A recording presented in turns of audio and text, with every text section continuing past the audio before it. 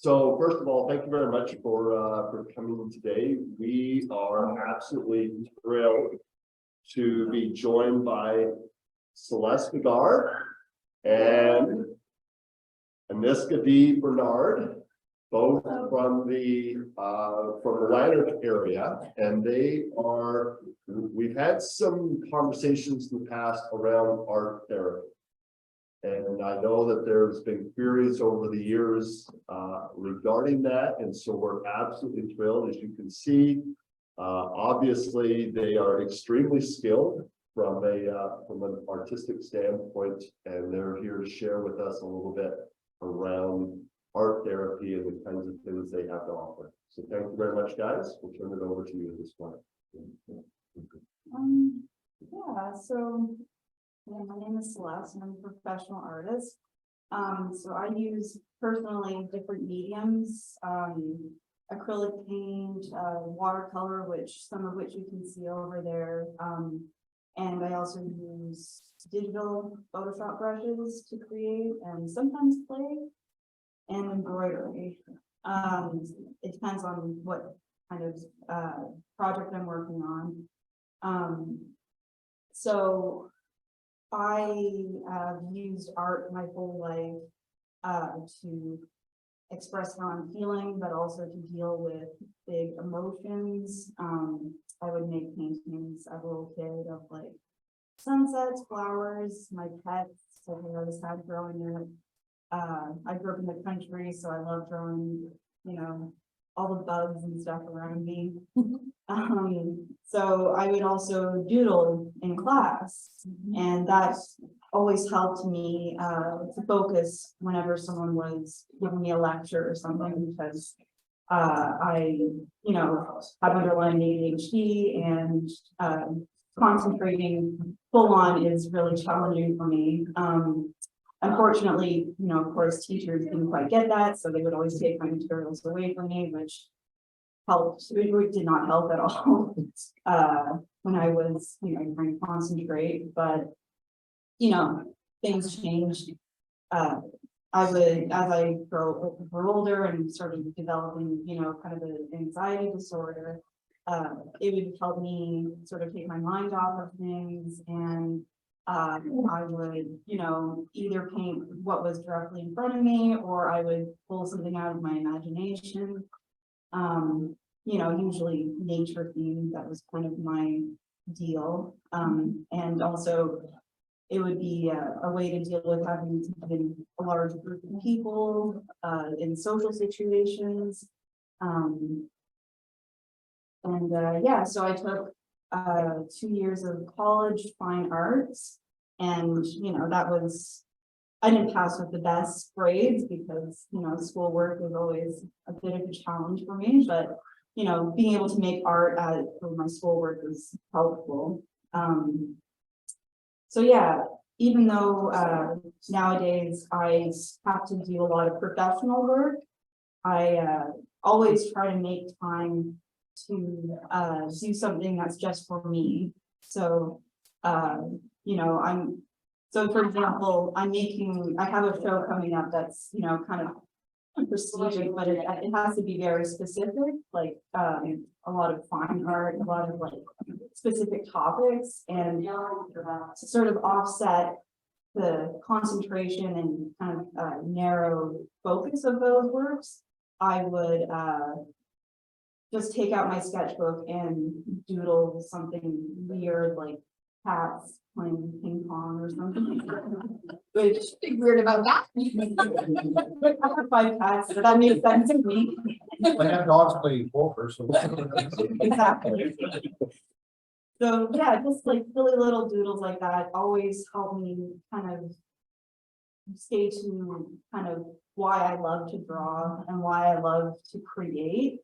And it's also, I've developed my art sort of as a profession, but I am a very firm believer that creating is for absolutely everybody. It doesn't matter what it turns out to be. You can, just say, oh, I can barely draw a stick figure. Well, that's still a form, which is great, because it's a form of expression, you know, like, there's seriously no, you know, as long as it's coming from a genuine place, there's seriously no limit to what you can do. You know, you can pick up oil paint, which is kind of a tougher medium to work with, but you can still just have fun with it. It doesn't have to look like anything specific. Or even if you just like doing paint by numbers or something, that's still a way to kind of show, you know, kind of, it's a sort of a physical way to meditate almost. You know, like there's a lot of myths when it comes to creating art that, you know, it needs to be monetized. You know, there's no point in doing it if you can't sell it in some way, or it can be judged to be, you know, of a certain standard, which is, you know, a really unhealthy way to think. You know, it's kind of from our culture of consumerism, and you know, all hobbies have to be monetized, you know, which it's important, you know, if you're just like, if you're going through something tough, or even if you just have some time to just like pick up something that speaks to you, like, you know, find a thing of clay from the dollar store and to just like shape it however you like, you know. My mom is, you know, very, I will call her out. She, you know, is always saying, I don't have any artistic talent, I don't have any, but I'm always saying that even if you have like some sort of, you know, issue with your hands or something, just picking up like clay or Play-Doh, you know, it's a therapeutic way that you can use art, you know, to help yourself physically, but also mentally. And even, you know, even a piece of paper and a pencil is still, you know, like, even if it doesn't look like anything, it looks like something to you, and that's the important thing. So, you know, like, also social media is a big deterrent for a lot of people, because the artists are showing their best stuff always, and they never show the thousands of sketches or paintings before that were terrible. So, you know, that's also something that's kind of harmful for people, that's deterrent for people to go and use art. But, you know, again, that's not true. And, you know, art can also encompass like music, theater, you know, like anything that's sort of just pure expression is very helpful, you know, for someone's mental health. So that's kind of my take on art. My name is Anaska-Dee. Thank you very much. My name is Anaska-Dee. I studied in animation, script writing, and recreation and leisure services. And I combined both skills to be able to create certain activities and programs for people. Different places that I worked in were retirement homes. So I would work with seniors, some with cognitive disabilities, so some with dementia. I've worked in different community centers with kids and people with disabilities as well, adults and children.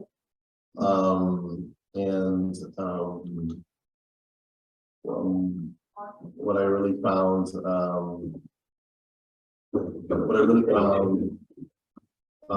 important with art therapy is that I find that it puts you in another perspective.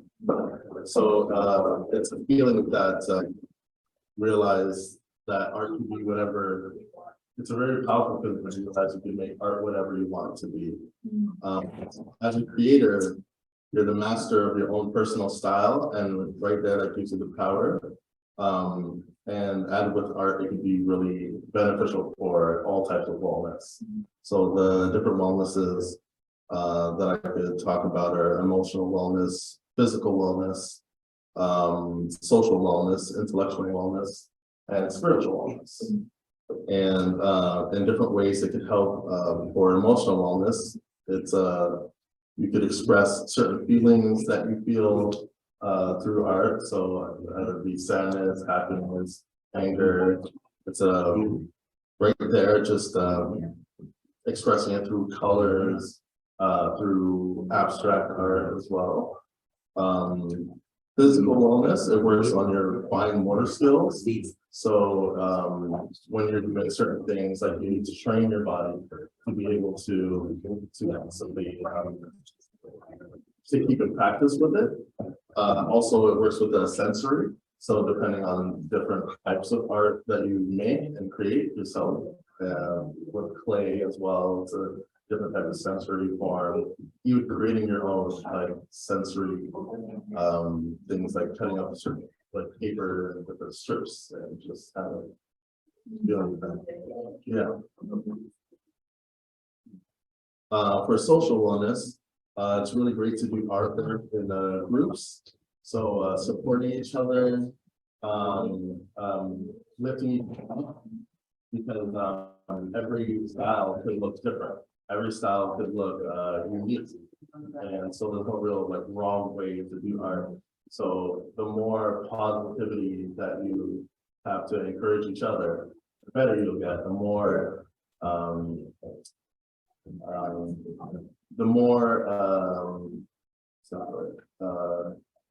Fulfilled you could feel as well. Another wellness would be intellectual wellness. So for that would be learning different skills, new skills. So it could be either fine arts, looking at an object that you are drawing and interpreting that way however you want as well. But being able to learn certain techniques that actually help you improve and get better. And spiritual wellness is also you would create new connections with yourself.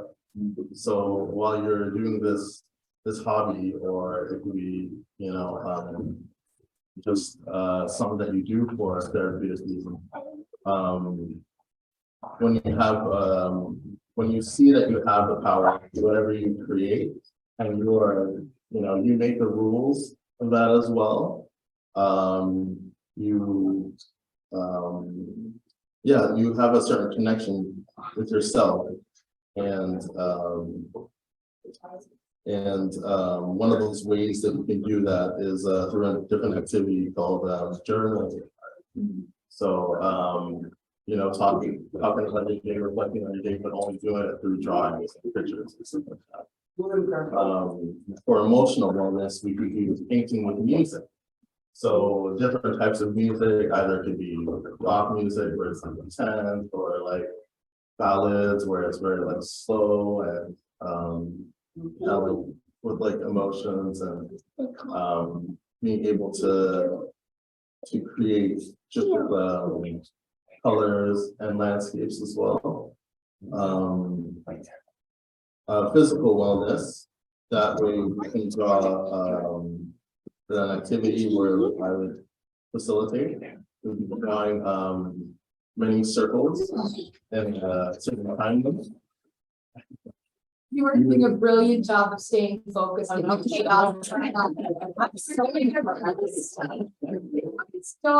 children, like dogs.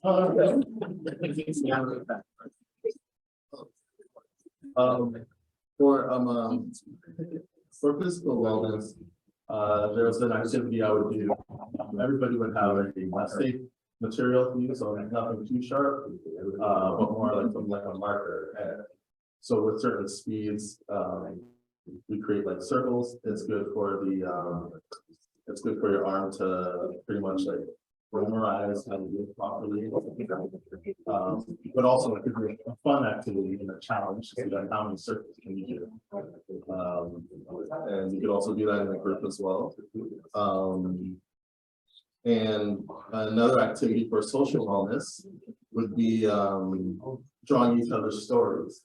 So there was a time that I was at a community center where we would all sit together. We would pair off in different groups, and we would talk and have a conversation with each other. And we would pretty much draw what each other is saying. So we'll talk about like, oh, this is my favorite movie, and you're describing your favorite movie. Your partner is sketching out what you're saying. And then you show them to each other, and usually it's a nice laugh to have together. And it's really cool to see how someone interprets the words that you're saying. Oh, yeah. So like you and I were partnered up and what you know each other's story. Stick people is probably acceptable for. Yeah, there's also a cartoon called Sticking Around, which is all sticking. So, I mean, it's just, sticking around the party. I am an artist. I was gonna say, I'm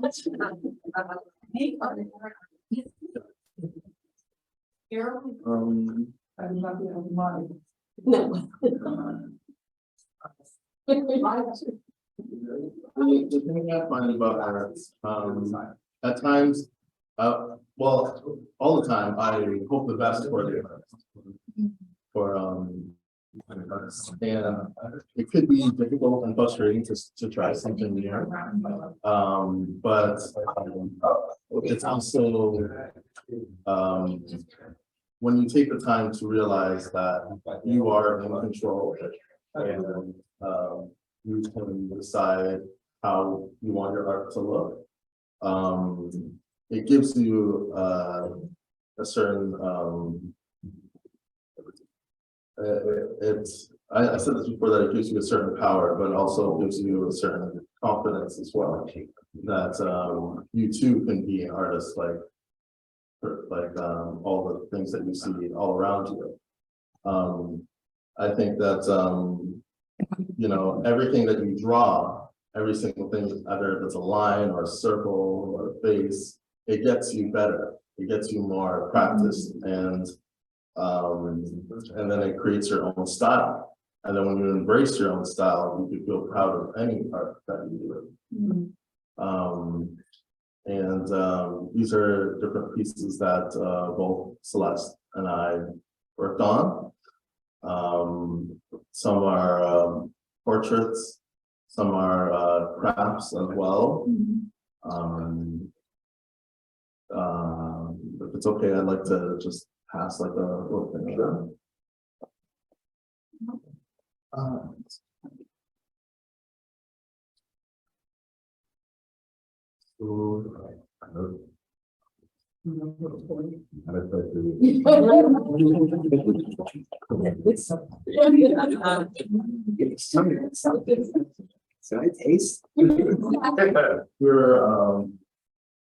Here's one of the things I call a pixel phone.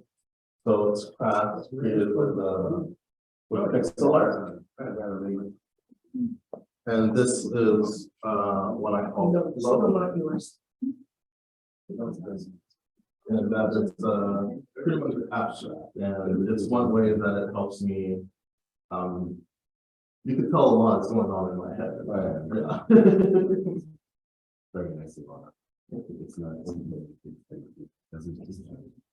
There's a lot. Yeah, and a lot of it doesn't have to make sense either.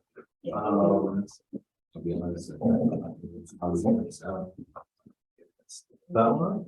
Yeah, she. I don't know how we can work it out, but I love that. Oh, great. Yeah, I'll, if you're ever in Mom's office, you can even pick it up from there. Yeah, well, Where's Mom's office? oh, rural FASD? At the Oh, Cornelius. Oh, yeah. Oh, well, it's because, Oh, yeah, I know the letters, but I didn't know you had physical location. oh, he doesn't need to. Yeah. I started work.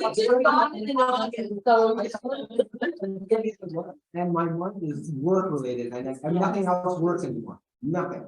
Yeah, so You don't have pamphlet that we have on this desk? Yeah, but when I keep moving around all the time, I need to get my computer started. Yeah. Yeah, I can pick it up anywhere, drop it off anywhere and I can, anywhere. Yeah, you could. So I just like, instead of mailing it, we should postage on like. But I just get posted, but I don't wanna.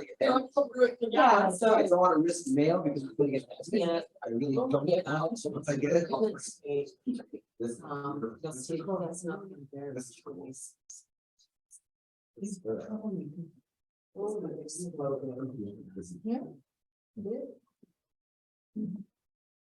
Can I ask a question about this piece of art that you're handing around? Absolutely.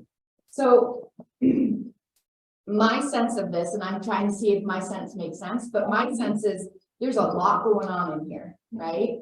And it feels like it was a way of you being able to get it out of your head and your heart and your soul and put it onto the tape, onto the canvas as a way of kind of feeling some control or some ownership, or like, it just feels like it's a way of,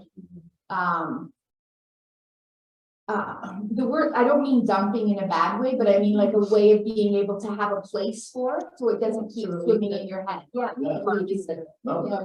that's exactly it. Yeah. I even made like a drawing kind of based off what you said.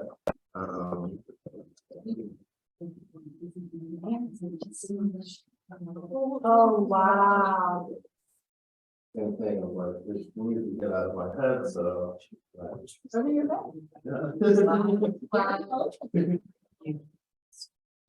Yeah.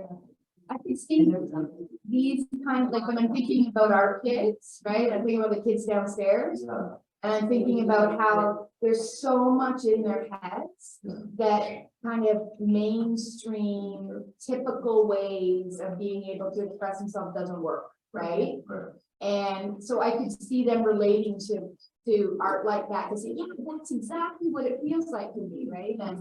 And so I think it provides a way of being seen, right? That if you feel that, but I feel that, we create community, right? And yeah. And there's one that's not here today, but there's one where Anaska-Dee, like his heart is exploding and there's all these things streaming from his internal being outwards. It's really powerful. Yeah, he's very incredible at it, you know, that sort of abstract expression, but still very like indicative of what is going on. Yeah. It's really incredible. And it'll always look different as well, like I could come back to doing flow art and not know how I got to that point. Right. But it's the process that is really the adventure. I think this is something that we can inadvertently hang upside down too. Yeah. Sideways. It's no right or wrong, like with that kind of, Yeah. it's all in your head and there's no up or down, it's just all there. Yeah, it's, And there could be like some little images that could pop out in your head as you're drawing and stuff like that, and you throw that in there. Yeah, it's kind of what's going on. Yeah, I could see where some of our children and release of what's in their head. I've been looking for some really. Yeah. Yeah. Yeah, do it. Well, it's There's not a lot of information about it, you know, Yeah. like a number five. My daughter likes those adult coloring books, you know, that. There's all kinds of funky looking things and stuff like that. She goes through those, so she'll tomorrow. Yeah, those are great as well, you know, like, you don't have to worry about so much the actual image, but you can choose the colors and, you know, express yourself out. And it's really good. Yeah, and I think she picks the picture that she wants to color based on where she's at. That's great, yeah. And we could definitely give out our information as well. I got worked in private homes residences before as well with different people. And as well, you know, when we're working on these artistic pieces together, you have something that you created yourself and can be proud of, no matter what emotion you've been going through. You can always look at it later and be like, I did that. Would you be open to coming and doing a session with our youth group Yeah. on a Saturday, on one of our Saturdays? Yeah. I think that'd be really cool for some of them. Yes. Brain's going now. We could potentially display that work then at the fundraiser, the ice jump, Yeah. right, as part of our display, right, to show different ways of understanding. People in the offices. Yeah, yeah, it'd be cool. And the supplies are very affordable too. A lot of stuff is just in the dollars. Yeah. Well, and kids always do something in youth groups, so like today, there's gonna be making cupcakes. So they always do something that's using their hand and creativity and all that kind of stuff in the youth groups, so. I think, and the cool thing is sometimes they can interact with the young kids, so they're helping mentor some of the younger children, so, you know, when you're saying art is what it is, and you know, it's beautiful to the person who's doing it, right? Like the kids can do it, the youth can do it, and just, yeah. The important thing is to not compare yourself to Exactly. anybody else. That is a big thing. Every person, no matter their skill level, is like, I'm always comparing myself to other artists. Anaska-Dee is, you know, it's like, it's such a hard thing to not do, to be like, oh, well, this person is making something better than me. But like, think of the viewer of the art as well. And you're like, it's like someone puts out like a really nice looking cake, and the other person, it's still a cake, but it's kind of like wonky, and the person that's going to eat them is like, ooh, 2 cakes. They don't care, you know. But also for yourself is like.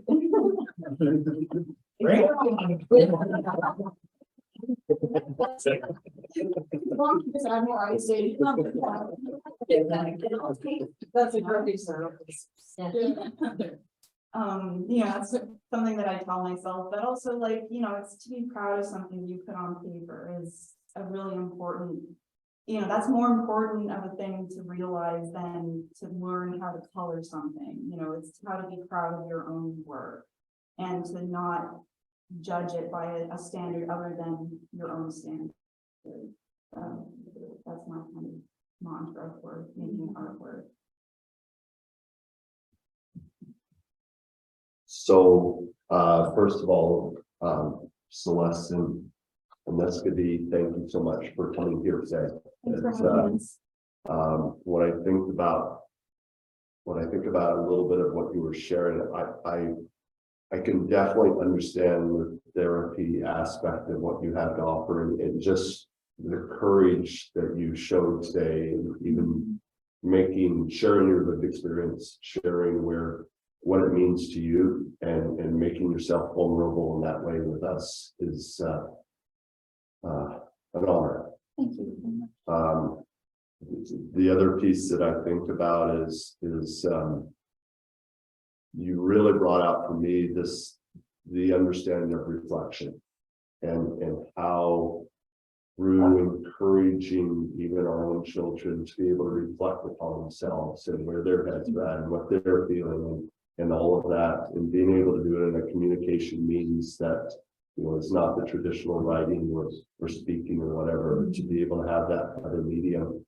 And then finally for you, to bring out the immense variety of mediums that exist in terms of art now. Yeah. I personally, your reference to the digital means and animation and so on, that was, for me personally, that's where Beckwith Tech Camp came into existence 10 years ago. And that's what it's basically always been about. Yeah. Is being able to use the digital means to express art in whatever means that is. And there is a lot of, I'm reminded of Lego, and absolutely that Lego is one of those mediums today. There's so many apps out there now where, you know, if you are working at stick figures, and you guys know I'm very much at stick figures, but you put me in front of Sculptress, or you put me in front of Wix Coding or Scratch, and what I can create off of that is, the computer makes me look really, really good. So, There's also lots of free art programs out there that you can just experiment with. You don't need a tablet or anything. You can just with the mouse, you know, like it's exactly. limitless. Exactly. So I'm sure we will be having further conversations. I think everyone is starting to see possibilities of where this can go and where we can explore. So I'm sure we'll be talking again. Thank you very much. Thanks for having us. Thank you so much. Thank you, guys.